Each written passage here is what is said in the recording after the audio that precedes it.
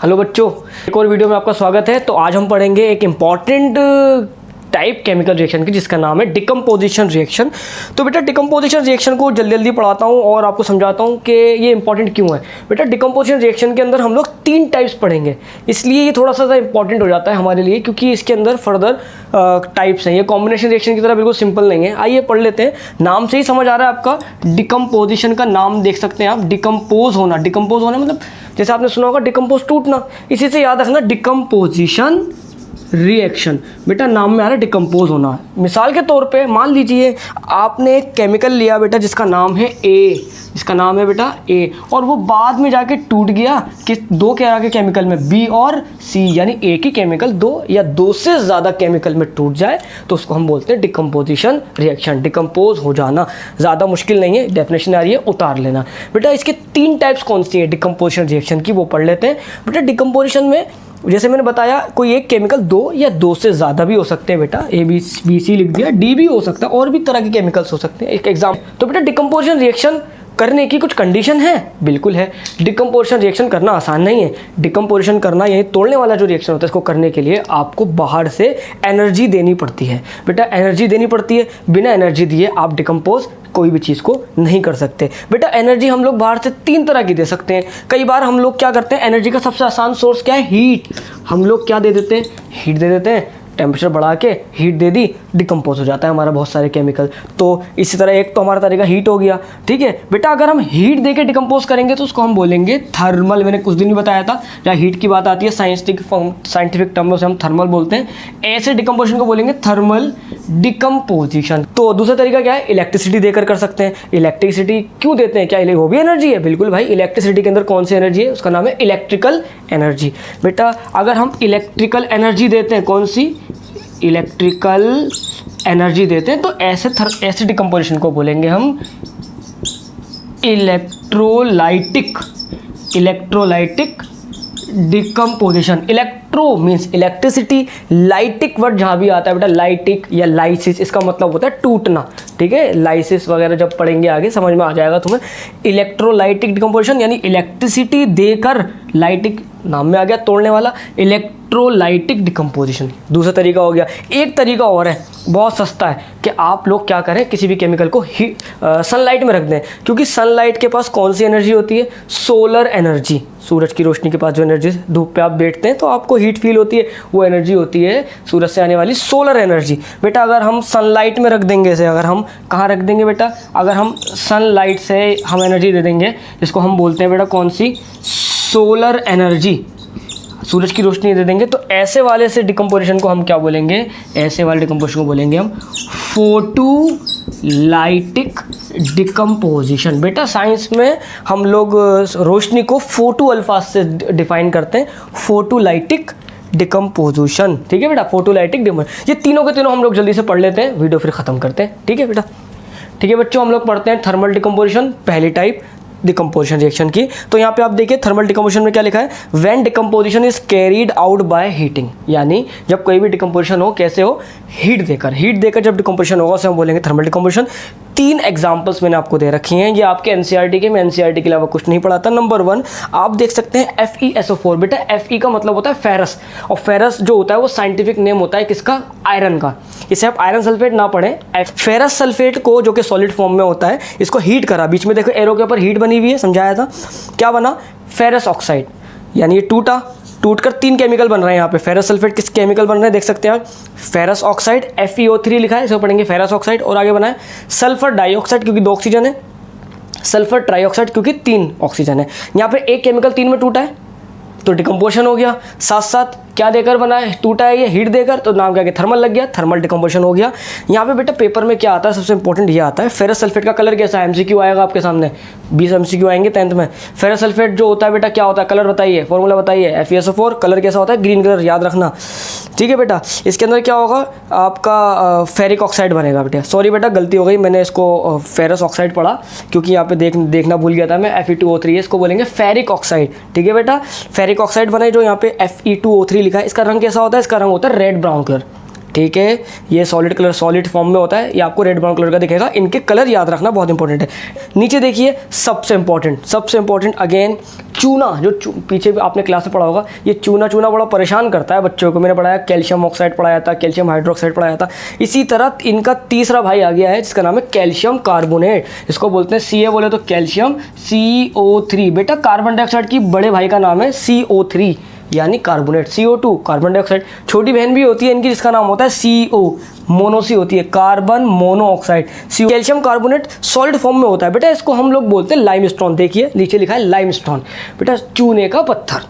ठीक है, के पत्थर को डायरेक्ट आप क्या कर दें, गर्म कर दें। गर्म करने से क्या होगा बेटा, जब कभी भी हम कैल्शियम कार्बोनेट को हीट करेंगे, ये कार्बोनेट में से इसकी छोटी बहन बोले तो कार्बोनेट से उड़ के भाग जाएगी। यहाँ से CO2 उड़ा दो, तो बेटा CO2 उड़ा दूंगा, चलो यहाँ पे CO2 मैंने निकाल दी, एक C और 2 O चलेगा, तो बचा क्या, कहोगे भाई कैल्शियम ऑक्साइड बचा। ये भी डिकम्पोजिशन आपके सामने दिख रहा है रिएक्शन। ठीक है, बट ये कराया मुझे किसकी मदद से, हीट की मदद से करा, इसलिए बोलेंगे थर्मल डिकम्पोजिशन। चलो एक और देख लो, थर्ड एग्जांपल बहुत इंपॉर्टेंट है। यहाँ पे PB लिखा है बेटा, PB कहते हैं लेड को। किसे बोलते हैं, लेड। जो स्कूल टाइम पे तो मैगी के अंदर लेड ज़्यादा आने लगा था, इसकी वजह से 6 महीने के लिए मैगी बैंड हो गई थी ऑल ओवर इंडिया से। लेड की कंसंट्रेशन ज़्यादा हो गई थी उसमें, तो ये लिखा हुआ है लेड नाइट्रेट। बेटा यहाँ पे PB का मतलब लेड, जहाँ कहीं भी बेटा आपका NO3 होगा उसको बोल देना नाइट्रेट, लेड नाइट्रेट। बेटा ये सॉलिड फॉर्म में होता है, जिससे आपको दिख रखा है। कम लिखता हूँ क्योंकि मैं आपको प्रॉपर लिख के दे देता हूँ यहाँ पे। बेटा ये टूटेगा तब यहाँ जहाँ कहीं भी बेटा नाइट्रेट देखो, वहाँ पे नाइट्रोजन डाइऑक्साइड की गैस निकाल दो, NO2 निकाल दी बेटा। ठीक है, बैलेंस ऑक्सीजन निकाल दो। ठीक है, बाकी आपका क्या बनेगा, लेड ऑक्साइड। ये भी डिकम्पोजिशन रिएक्शन है, लेड ऑक्साइड नाइट्रोजन डाइऑक्साइड बन जाएगा, इसका नाम है लेड नाइट्रेट। ये भी डिकम्पोजिशन रिएक्शन है। सारे डिकम्पोजिशन रिएक्शन हीट की मदद से हो रहा है, इसको हम बोलेंगे क्या नाम है, थर्मल डिकम्पोजिशन। ठीक है, तो बेटा दूसरी टाइप हमारी डिकम्पोजिशन की है इलेक्ट्रोलाइटिक डिकम्पोजिशन। वो डिकम्पोजिशन जहाँ पे हम इलेक्ट्रिसिटी की मदद से चीज़ों को तोड़े। बेटा यहाँ लिखा हुआ है when decomposition is carried out by passing electricity. आप समझ गए। यहाँ पे एक बड़ी प्यारी मिसाल दे रखी है, वाटर। इसके आगे लिखा है एरो इलेक्ट्रिक करंट दिया हमने, ये हाइड्रोजन और ऑक्सीजन में टूट गया। बैलेंस आप कर लेना। तो बेटा ये भी डिकम्पोजिशन रिएक्शन हो गया, मगर यहाँ पे इलेक्ट्रिसिटी दी है हमने। बेटा इंपॉर्टेंट क्या है, इंपॉर्टेंट ये डायग्राम है बेटा। अगर मैं आपको भी दिखाऊँ यहाँ पे या आप ऊपर देखें तो बेटा डायग्राम बहुत इंपॉर्टेंट है, बच्चों को 3-3 नंबर में पूछा जाता है और ये बहुत ही ज़्यादा इंपॉर्टेंट है, इसको कभी मिस मत करना। ज़्यादा इंपॉर्टेंट है, पेपर पर समझाऊंगा, इसको समझिए। हाँ तो बच्चों आ जाओ पेन कॉपी पे। तो देखिए मैं इलेक्ट्रोलाइटिक डिकम्पोजिशन पढ़ा रहा था। जब डिकम्पोजिशन हो किसकी सहायता से, इलेक्ट्रिक करंट की, तो इसे इलेक्ट्रोलाइटिक डिकम्पोजिशन बोलते हैं। यहाँ पे आपको बताया था वाटर में इलेक्ट्रिक करंट पास करा है, हाइड्रोजन और ऑक्सीजन गैस उड़ जाती है ऊपर। कैसे उड़ती है, कहाँ उड़ती है, उसके लिए मैंने बताया था। ये 3 नंबर में आता ही आता है, बहुत इंपॉर्टेंट है, 3 नंबर में आता है बच्चों। ये थोड़ा सा बेसिक डायग्राम आपको अपनी NCERT में मिल जाएगा, कुछ ज़्यादा खास नहीं। प्लास्टिक का मग है, यहाँ पर आप गौर से देखें, यहाँ पे ग्रेफाइट की रोड है बेटा। ये जो मैं कलर भर रहा हूँ इनमें, ये 2 ग्रेफाइट की रोड है। अपनी कॉपी में अपनी बुक में देख लेना। इसके ऊपर एक ट्यूब लगी हुई है उल्टी, आप देखिए टेस्ट ट्यूब है, जबकि अंदर ग्रेफाइट की रोड है।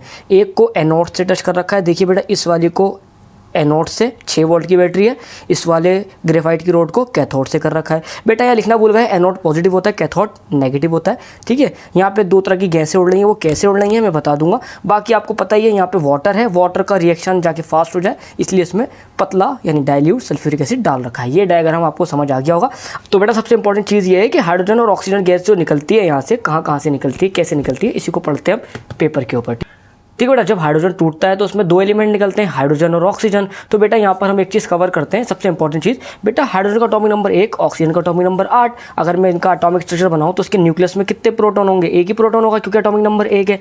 ऑक्सीजन का जो न्यूक्लियस है वहाँ कितने प्रोटॉन होंगे, 8, क्योंकि इसका एटॉमिक नंबर कितना है 8 ही प्रोटॉन होंगे। आपको पता होगा प्रोटॉन जो होते हैं बेटा उस पर कैसा चार्ज होता है, पॉजिटिव ना।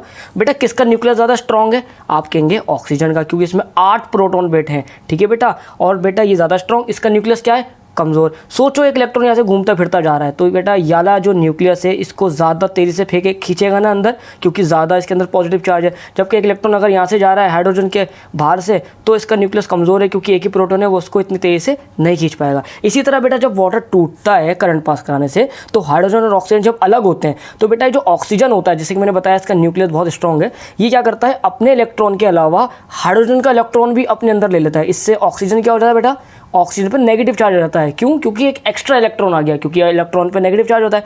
जबकि इस हाइड्रोजन ने अपना इलेक्ट्रॉन लॉस कर दिया ना, ये बेचारा गरीब हो गया, इस पर कितना चार्ज आ जाएगा, प्लस। इन दो बातों को बेटा ध्यान रखो, जर्नल पढ़ा रहा हूँ बेटा, हाइड्रोजन पे पॉजिटिव चार्ज रहता है और जबकि ऑक्सीजन पे नेगेटिव चार्ज रहता है। बेटा यहीं पर हमारी कहानी शुरू हुई जिसे मैंने बताया।